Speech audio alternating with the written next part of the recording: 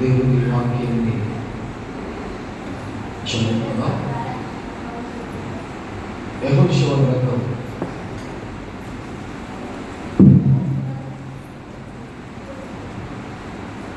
పరిశుద్ధ గ్రంథమైన బైబిల్ నుండి యెహోషువ గ్రంథం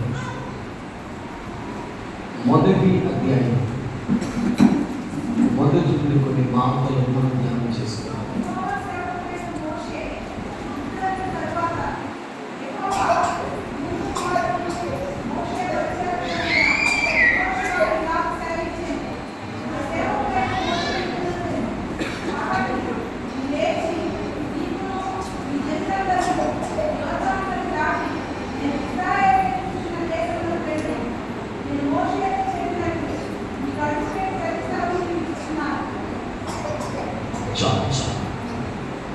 అందరం ఒకసారి చేతులు పైకెత్తి, అందరం చేతులు పైకెత్తి బిగ్గరగా దేవునికి స్తోత్రం చెప్తాం. స్తోత్రం, హల్లెలూయా, హల్లెలూయా.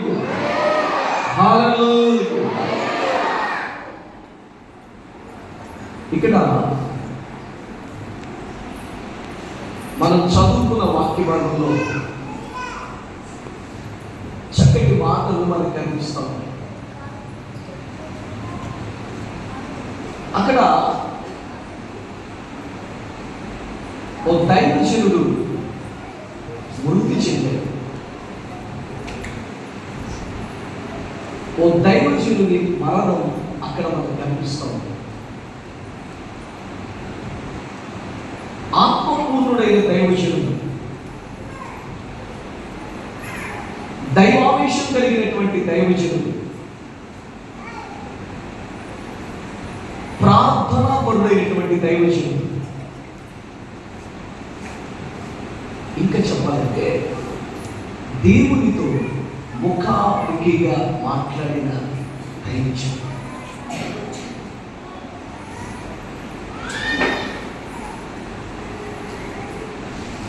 నలభై సంవత్సరాల పరిచర్యలు అలుపెరగని పోరాట పటిమ కలిగినటువంటి యోధుడు. ఆయన గురించి బైబిల్ ఏం చెప్తుందంటే, అట్లాంటి వాడు పుట్టలేదు, పుట్టబోడు.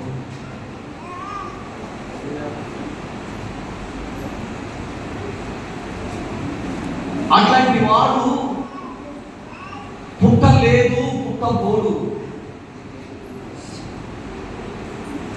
అతని గురించి దేవుడిచ్చినటువంటి అద్భుతమైన ఒక సాక్ష్యం.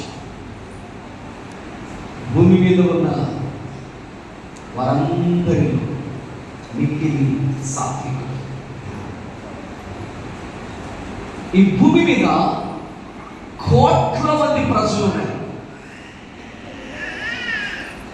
లక్షల మంది ప్రజలు ఉన్నారు. వారందరిలో మిక్కిలి సాత్వికుడు.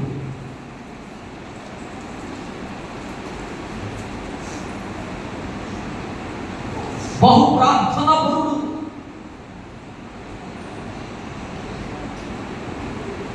ఎంత ప్రార్థనా పరుడు అంటే, మోషే తన చేతులు పైకెత్తినప్పుడు ఇశ్రాయేలీయులు గెలిచి, మోషే చేతులు వణికి ఆ చేతులు అట్లా క్రిందకి నిలిచినప్పుడు అమాలేకీయులు గెలిచి, ఒక గొప్ప ప్రార్థన పరుడు, గొప్ప సాత్వికుడు, అలుపెరగని పోరాట పట్టుకు కలిగిన యోధుడు, దేవునితో ముఖాముఖిగా మాట్లాడిన వాడు, 40 రోజులు సినాయి పర్వతం మీద ఇశ్రాయేలీయుల ప్రజల రక్షణార్థమై, ఇశ్రాయేలీయుల ప్రజల క్షేమం కొరకు 40 పగళ్ళు 40 రాత్రులు ఉపవసించి ప్రార్థించిన ప్రార్థనాపరుడు మోషే.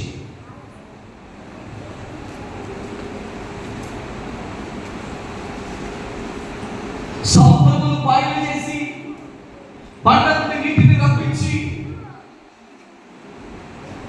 ప్రజలు చనిపోయినప్పుడు, ప్రజలు దేవుని కోపం వారి మీదకి తిరుగుతున్న సమయాల్లో వారిని క్షమించమని, వారు చేసిన పాపాన్ని మన్నించమని దేవుని సన్నిధిలో అడ్డుపడినటువంటి ఆత్మల భారము కలిగినటువంటి యోధుడు, ప్రార్థనాపరుడు, మంచి దైవజనుడు. ఇట్లాంటి దైవజనుడు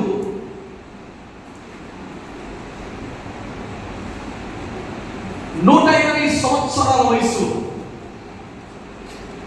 ఓ 40 సంవత్సరాల ఐగుప్తులో గడిచింది, ఓ 40 సంవత్సరాలేమో అరణ్యంలో గడిచింది,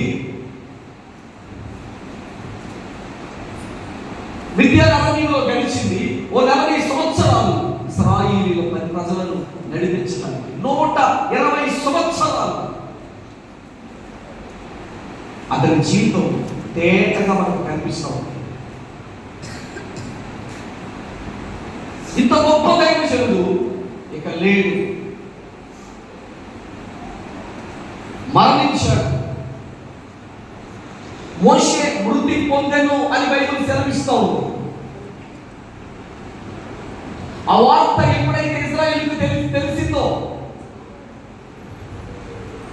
బండ నుండి నీటిని రప్పించిన వాడు, సముద్రమును పాయలు చేసిన వాడు, ప్రార్థనాపరుడు, పోరాట పటిమ కలిగినటువంటి యోధుడు, దేవునితో ముఖాముఖిగా మాట్లాడిన ఉన్నతమైన అనుభవం కలిగినటువంటి దైవజనుడు లేడు అనే వార్త తెలిసిందో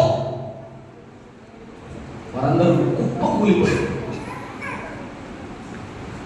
ఏం చేయాలో అర్థం కాని పరిస్థితి వారి జీవితంలో. ఇప్పుడు మనం ఏం చేయాలి? అక్కడ రాయబడిన మాట, యెహోవా సేవకుడైన మోషే మృతి చెందిన తరువాత యెహోవా నూనె కుమారుడు మోషే పరిచారకుడు. మోషే దగ్గర పరిచయం చేసినటువంటి ఒక వ్యక్తి ఉన్నాడు. మోషే దగ్గర 40 సంవత్సరాలు గుడారపు వాసిగా ఉంది. ఆ 40 సంవత్సరాల్లో ఎప్పుడు కూడా ఈ నూనె కుమారుడైనటువంటి యెహోషువ పేరు ప్రస్తావనకు రాలేదు. ఇతడు మరుగుగానే ఉన్నాడు. పరిచయం చేస్తున్నప్పటికీ, ప్రార్థన చేస్తున్నప్పటికీ, ప్రత్యక్షపు గుడారంలో ఉండి రేయింపవళ్ళు గంటలు ప్రార్థన అనుభవం కలిగిన వాడిగా ఉండి తన జీవితంలో ఎప్పుడూ కూడా మనుష్యులకు కనబడాలి. ఇశ్రాయేలు ప్రజలందరిలో నేను మంచి పేరు తెచ్చుకోవాలి, ప్రార్థన పరుడైన ఒక ముద్ర నా మీద పడాలి. మోషేకి పరిచారకులను, మోషే దగ్గర రైట్ హ్యాండ్ గా ఉండి, మోషే వెనుకే ఉండి, మోషేకు పరిచయం చేసినటువంటి వ్యక్తిని నేనే అని అందరికీ తెలియబడాలి అని ఎప్పుడు కూడా ఇతను కోరుకోలేదు. బైబిల్ సెలవిస్తూ ఉంది, మోషే పరిచారకుడు. ఎవరు పరిచారకుడుగా? ఈ వ్యక్తి పరిచయం చేయడానికి ఇష్టపడ్డాడు.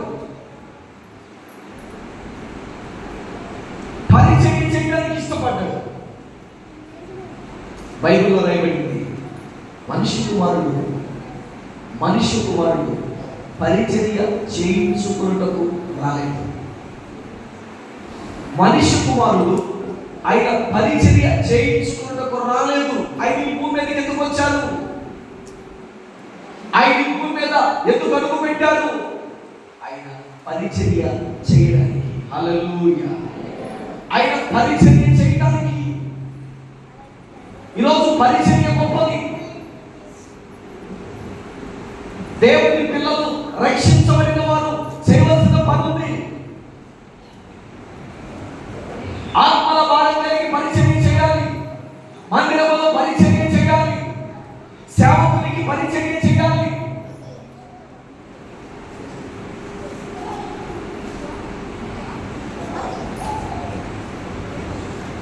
ఈ వ్యక్తి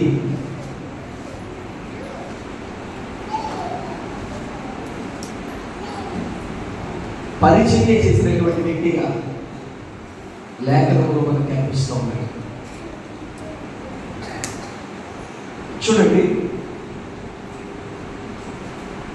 నూనె కుమారుడైన మోషే పరిచారకుడైన యెహోషువకు ఎలాగూ సెలవిచ్చాడు, నా సేవకుడైన మోషే మృతి నొందెను, కాబట్టి నీవు లేచి, హల్లెలూయా, నీవు లేచి.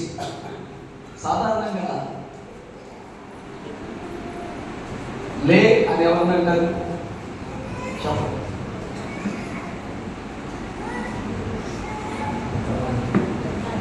మాట్లాడలే, కూర్చున్న వాళ్ళు ఏమంటారు? లే.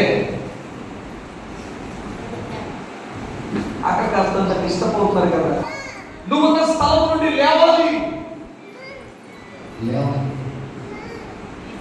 ఈ ఉపవాస కోరికల్లో మనం కూడా లేవాలి. చెప్పలు గట్టిగా ఏం చేయాలి? ఎక్కడి నుండి లేవాలి? ఏదో ప్రతి సంవత్సరం జరుగుతున్నాయి, మొక్కుబడిగా జరుగుతున్నాయి. మొక్కుబడిగా వద్దు, మొక్కుబడిగా దేవుని దగ్గరికి రావద్దు, మొక్కుబడిగా దేవుని ఆరాధించవద్దు, మొక్కుబడిగా పాట పాడవద్దు, మొక్కుబడిగా వాక్యాన్ని చదవద్దు.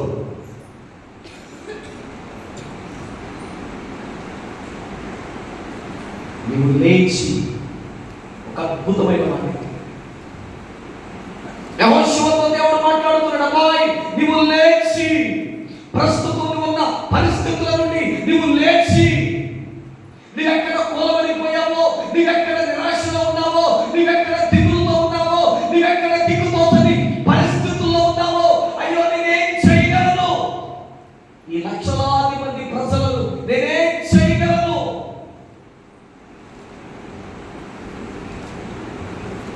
నిరాశలో లేవాలి. హల్లెలూయా. బైబిల్ సెలవిస్తూ ఉంది, లేమో తేజరిల్లుము, నీకు వెలుగు వచ్చి ఉన్నది. లేమో తేజరిల్లుము, నీకు. దేవుడు మాట్లాడుతున్నాడు, లేవాలి.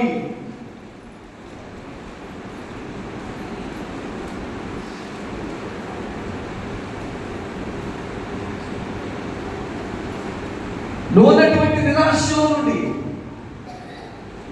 ప్రస్తుతం నువ్వు ఉన్నటువంటి పరిస్థితులన్నిటిలో నుండి లేవాలి.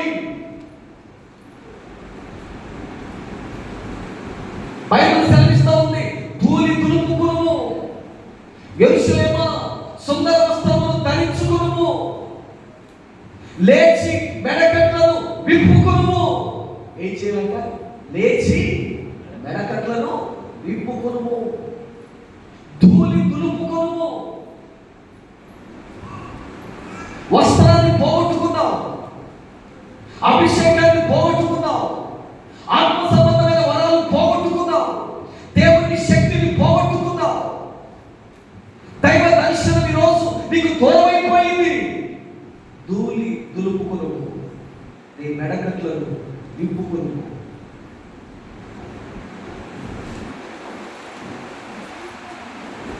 లేచి నీ మెడకట్లను విప్పుకును.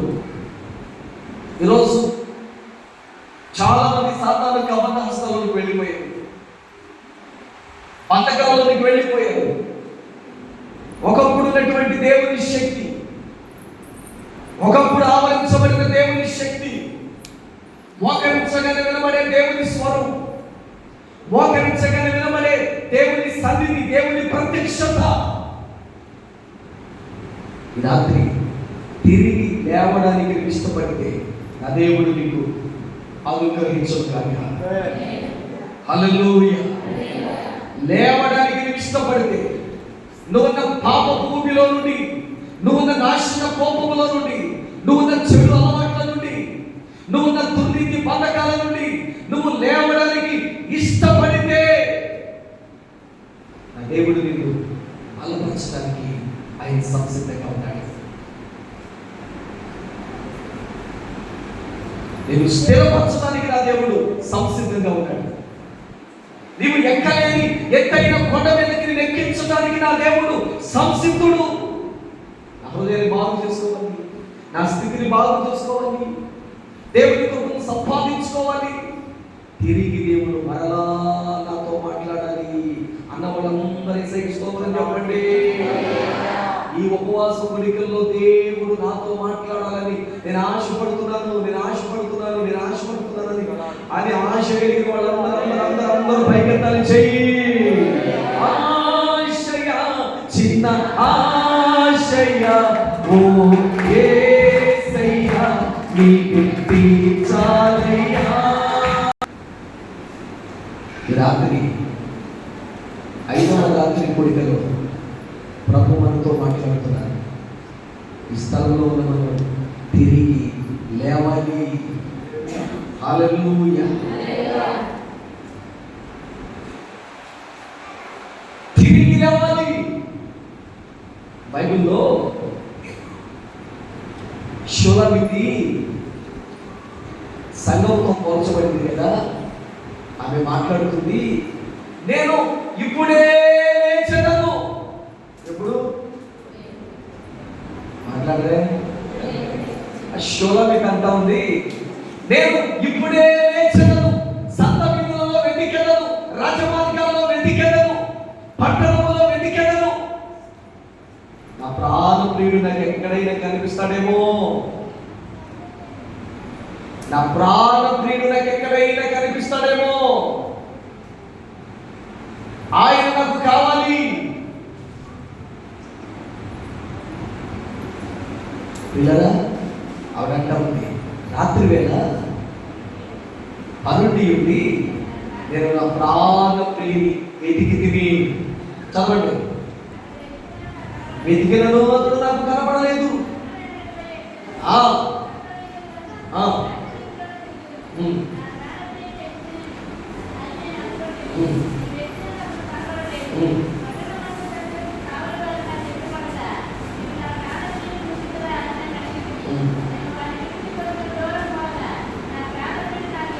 హల్లెలూయా. ఆవిడంటా ఉంది, నేను ఇప్పుడే లేచెదను, రాత్రి వేళ పరుండి ఉండి నేను నా ప్రాణ ప్రియుని వెతికి తిని, వెతికినను అతడు నాకు కనబడలేదు. వెళ్ళడుగుతా ఉందంట, అయిలారా నా ప్రాణ ప్రియుడి మీరు చూచారా? ఏ ప్రియుడు అంటే చెప్పాలి. నా ప్రాణ ప్రియుడి మీరు చూచారా? ఆయన ఎక్కడైనా మీకు కనిపించారా? మీరు ఎక్కడైనా ఆయన చూచారా? వెతుకుతా ఉంది, పట్టణపు మధ్యలో వెతుకుతా ఉంది, సంత వీధులలో వెతుకుతా ఉంది. అవంటుంది, నేను నా ప్రాణ ప్రియుల కొరకు వెతికాను, వెతికినప్పుడు ఆయన నాకు కనిపించాడు. హల్లెలూయా. పోగొట్టుకున్న దర్శనం, పోగొట్టుకున్న కృప, పోగొట్టుకున్న తలాంతులు, పోగొట్టుకున్న ఆత్మ సంబంధమైన వరాలు మరలా ఈ రాత్రి ఈ ఉపవాస కోరికల్లో మనం సంపాదించుకోవాలి. పౌలు మహాశయుడు అంటాడు, నేను దేవుని కృపను నిరార్థకం చేయను. నేను దేవుని కృపను నిరార్థకం చేయను. దేవుని స్వరాన్ని వినాలని ఆశపడుతున్నాను. షిలోహు ప్రార్థన మందిరంలో ఏలిని బట్టి, ఏలి కుమారులను బట్టి ఆగిపోయిందట దర్శనం. దేవుడు నాటి ఇశ్రాయేలుతో మాట్లాడడం మానేశాడు. దేవుని స్వరం ఆ రోజు వినిపించడం లేదు. ఇశ్రాయేలు అయ్యో దేవుడు కనిపించట్లేదు, దేవుని స్వరం మాకు వినిపించట్లేదు, మేమేం చేయాలి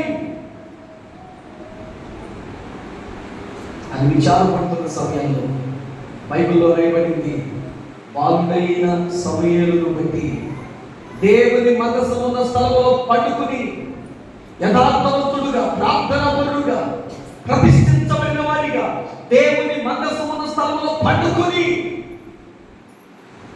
దేవుని కొరకు బ్రతుకుతున్నటువంటి సమూయేలును బట్టి మరలా షిలోహు ప్రార్థన మందిరంలో దేవుని దర్శనం ప్రారంభమైందంట. స్తోత్రం చెప్పండి గట్టిగా. హల్లెలూయా. ఒకప్పుడు ఆగిపోయిన దర్శనం, ఒకప్పుడు నిలిచిపోయిన దర్శనం, ఒకప్పుడు ఇశ్రాయేలు ప్రజలతో దేవుడు మాట్లాడని వైనం ప్రతిష్ఠించబడినటువంటి ఆ చిన్న బాలుని బట్టి మరలా దేవుని దర్శనం శిలో ప్రార్థన మందిరంలో ప్రారంభమైంది. రాత్రి ఈ సందేశాన్ని వింటున్న దేవుని పిల్లలారా, సూటిగా పరిశుద్ధాత్మ దేవుడు మనందరితో మాట్లాడుతూ ఉన్నాడు. యెహోషువతో దేవుడు మాట్లాడుతూ ఉన్నాడు. నువ్వు లేచి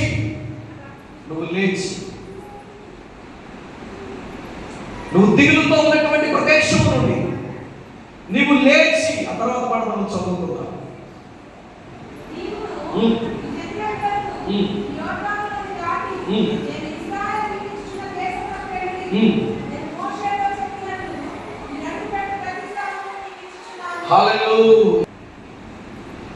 పరిశుద్ధాత్మ దేవుడు మాట్లాడుతూ ఉన్నాడు. కాబట్టి నీవు లేచి నీవును ఈ జనులందరూ ఈ యోర్దాను దాటి నేను ఇశ్రాయేలుకి ఇచ్చుచున్న దేశమునకు వెళ్ళుడి. మీరు వెళ్ళండి, యోర్దాను దాటండి. హల్లెలూయా. మీరు యోర్దాను దాటండి. యోర్దాను ఊరికినే దాటేస్తారా? ఊరకనే దాటగలరా? అప్పుడు ఆ యోర్దాను మీదగా గట్ల మీద నుండి, ఆ నది గట్ల మీద నుండి ప్రవహిస్తూ ఉంది. నది భయంకరంగా ప్రవహిస్తున్నటువంటి ఆ నదిలోనికి ఎట్లా వెళ్ళగలరు వాళ్ళు?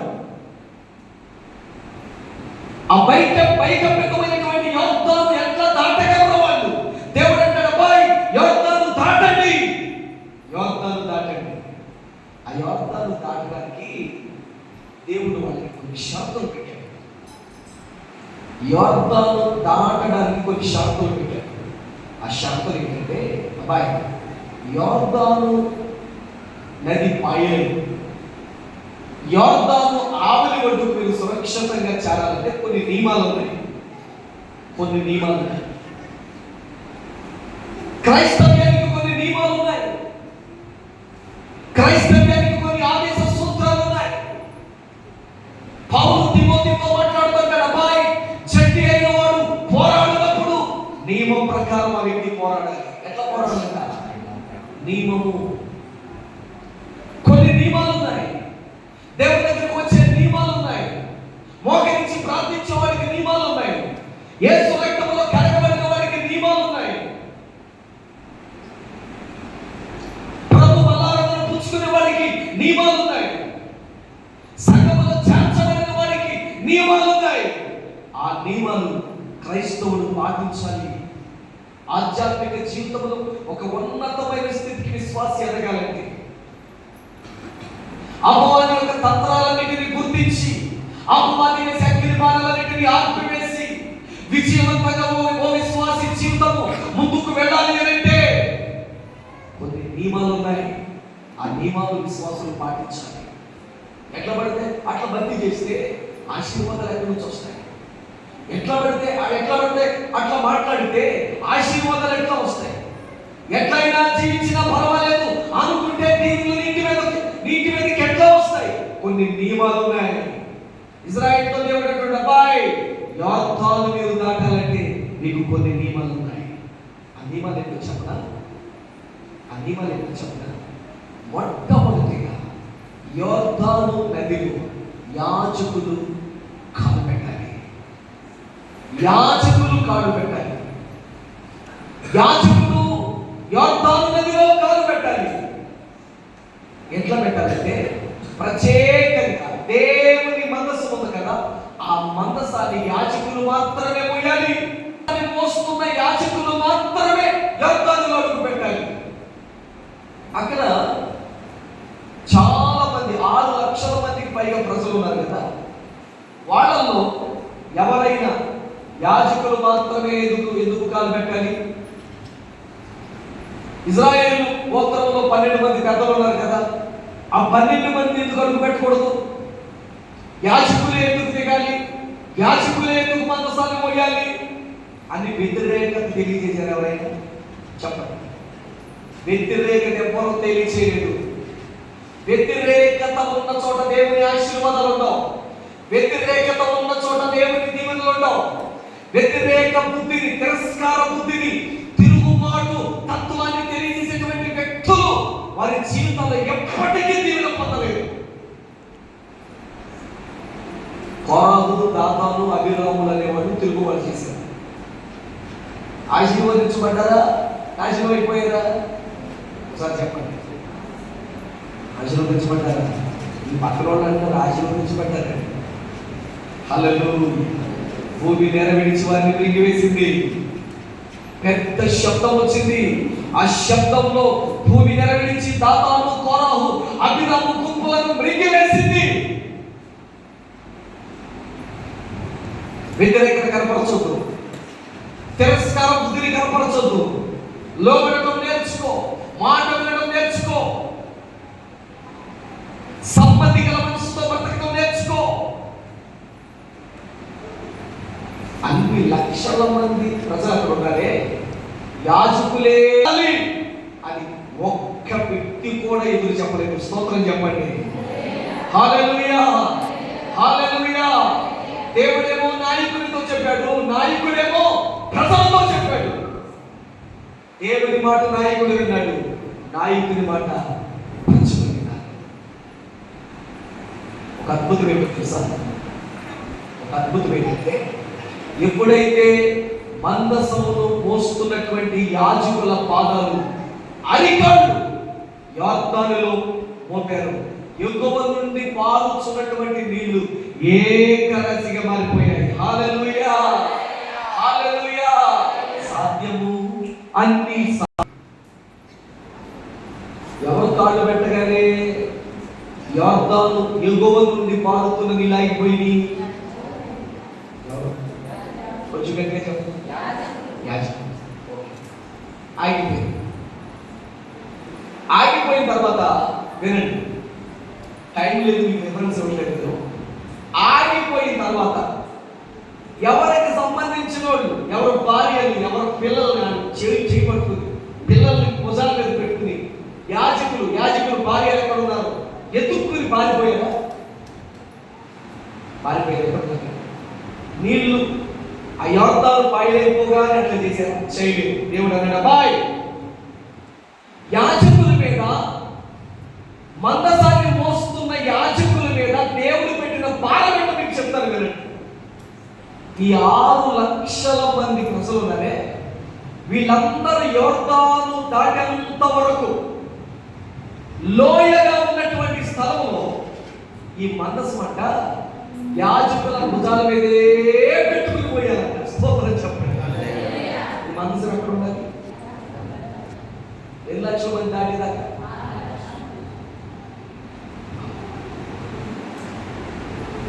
అట్లాగే ఉన్నారు, అట్లాగే ఉన్నారు. వాళ్ళ భుజాల మీదే ఆ మందసం ఉంది. ఇశ్రాయేలు ప్రజలందరూ దాటి దాటి దాటి వెళ్ళిపోతా ఉన్నారు.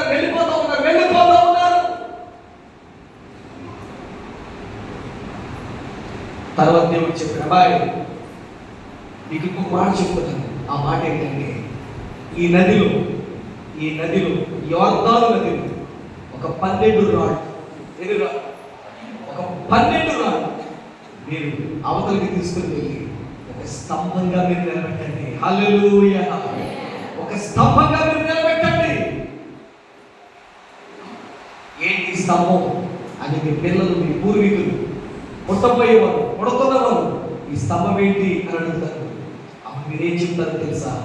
మా దేవుడు మా ప్రార్థన ఆలకించి, ఆ రోజు మా దేవుడు మాతో ఏం చెప్పాడు, మాకు ఏ నియమాలు, ఏ నిబంధనలు ఇచ్చాడు, మా దేవుడు మమ్మల్ని ఏం చేయమన్నాడు, తప్పకుండా అక్షరాలుగా మేము పాటించాముగా, మా దేవుని మాట మేము విన్నాముగా. మా దేవుడు యొర్దానును 2 పాయలుగా చేసి ఎగువ నుండి పారుతున్న నీటిని ఏకరాశిగా నిలిపివేశాడు. అదే యొర్దాను నదిలో నుండి ఈ రాళ్లను సాక్ష్య స్తంభంగా మేము నిలబెట్టాము. హల్లెలూయా. ఈ రాళ్లే మాకు సాక్ష్యం. ఈ రాళ్లే, ఈ స్తంభమే సజీవ సాక్ష్యం. ఈరోజు ఈ సందేశాన్ని వింటున్న మన జీవితాల్లో ఆనాటి ఇశ్రాయేలీయులు యొర్దాను దాటకానికి దేవుడు కొన్ని నియమాలు పెట్టాడు వాళ్ళకి. ఈరోజు సంఘానికి కొన్ని నియమాలు ఉన్నాయి. దేవుడిని ఆరాధిస్తున్నటువంటి వ్యక్తులకు కొన్ని నిబంధనలు ఉన్నాయి. ఆ నియమ నిబంధనలు పాటించగలిగితే నీ ముందున్న యోగ్తాను, నీ ముందున్న ఎరుకు, నీ ముందున్నటువంటి కొలియాలు, నీ ముందున్నటువంటి సమస్యలు, నీ ముందున్నటువంటి చిక్కుముడు నా దేవుడు పటాపంచలు చేయుగాక. హల్లెలూయా, హల్లెలూయా. ఆ తర్వాత దేవుడు మాట్లాడుతూ ఉంటాడు. ఏమంటాడు? అబ్బాయి, మీరు అడుగు పెట్టిన ప్రతి స్థలాన్ని నేను మీకు ఇస్తాను. ఏం చేస్తాడంట? మీరు అడుగు పెట్టిన ప్రతి స్థలాన్ని మీకు ఇస్తాను. మనం ఆరాధించే దేవుడు ఎవరైతే ఇచ్చే దేవుడు. అందరూ చెప్పండి ఒకసారి. ఇచ్చే దేవుడు. నీకు పుచ్చుకోవటం చేతనైతే, ఆశీర్వాదాలు స్వతంత్రించుకోవటం నీకు చేతనైతే ఆయన ఇస్తాడు. ఆయన ఇస్తాడు. అడుగుడి, అడుగు జనములను నీకు స్వాచ్ఛముగాను భూమిని దిగంతముల వరకు సొత్తుగా నీకు ఇస్తాను. ఇస్తాడు. ఏమి ఇస్తాడు? నువ్వు అడిగింది కొంచెం, ఊహించింది కొంచెం, కానీ అడుగు వాటికంటే, ఊహించు వాటికంటే అత్యధికమైనటువంటి ఆశీర్వాదాలు దేవుడు నీ మీదకి పంపించుగాక. తన మహిమలో, తన ఐశ్వర్యము చొప్పున. ఈ రాత్రి దేవుడు నీకేమిచ్చినా చాలాసార్లు అనుకుంటా ఉన్నాను, నా బ్రతుకులో ఏమీ జరగట్లేదు, నా జీవితంలో ఏమీ జరగట్లేదు, నాకు అన్ని దూరం అయిపోతా ఉన్నాయి, నేనేం కోరుకుంటున్నానో, నేను దేని కొరకు ఎదురు చూస్తున్నానో అవన్నీ నాకు దూరం అయిపోతున్నాయి అని అనుకుంటున్నావు కదా. చచ్చుపుచ్చు వాటిని దేవుడు నీకు ఇయ్యడు. ఏదైనా దేవుడు నీకు ఇయ్యాలి అనుకుంటే శ్రేష్టమైన వాటిని ఇస్తాడు. శ్రేష్టమైన ఆశీర్వాదాలతో ఆయన్ని ఎదుర్కొంటాడు. ఒక అద్భుతమైన మాట ఈ స్థలంలో మనకి కనిపిస్తూ ఉంది. ఆ మాట ఏంటంటే, తన ఐశ్వర్యము చొప్పున దేవుడు మనకి ఇస్తాడంట. ఎట్లా ఇస్తాడైనా? తన ఐశ్వర్యం చొప్పున. తన ఐశ్వర్యం. ఆయన ఎంత ఐశ్వర్యవంతుడు, ఆయన రేంజ్ ఎట్లాంటిది, ఆయన ఎంత ఉన్నతుడు, ఆయన ఎంత గొప్పవాడు. బైబిల్లో రాయబడింది, మన ప్రభువు గొప్పవాడు, ఆయన అధిక శక్తి సంపన్నుడు. హల్లెలూయా. ఆయన గొప్పవాడు. ఆయన పిల్లల జీవితాల్లో గొప్ప కార్యాలు చేస్తాడు. ఆ రోజు గలిలయ సముద్రం మీద నడుస్తుంది. పిల్లలారా, భోజనమునకు మీ అంతా ఏమైనా ఉన్నదా అని అడిగితే వాళ్ళు వట్టి చేతులు చూపించారు. ఏమీ లేదు ప్రభువా, మాకేమీ దొరకలేదు ప్రభువా అన్నారు వాళ్ళు. తోలిపుడి ప్రక్కన వల్ల వేయండి అని ప్రభు చెప్పారు. 153 గొప్ప చేపలు వాళ్ళకి ఇచ్చాడు దేవుడు.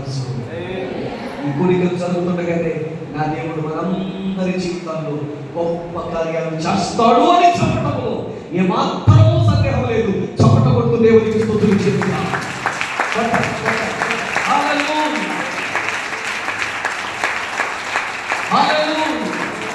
ఆ రోజు 153 గొప్ప చేపలతో ఆ తోలి నిండిపోయింది. ఈ రాత్రి ఈ చిన్న తోలిని కూడా నా దేవుడు నింపుతాడు. సమస్యలో ఉన్న నీ ధోని, ఇబ్బందుల్లో ఉన్నటువంటి నీ ధోని, తీరం చేరుతున్న ఈ ధోని, గమ్యం చేరగలన ఈ కాలు చీకటిలో, ఈ అపాయములో, ఈ ఉపాయము లేని పరిస్థితుల్లో, ఈ దిక్కుతోచని పరిస్థితుల్లో గమ్యం చేరగలన అని ఆలోచిస్తున్న పరిస్థితుల్లో శ్రమల పాలైంది సొమ్మసి. ఈ కూడికలు జరుగుతుండగానే ఆకాశ వాక్యములను విప్పి పట్టజాలనంత విస్తారమైన దీవెనలు ఈ సంఘం మీదకి దేవుడు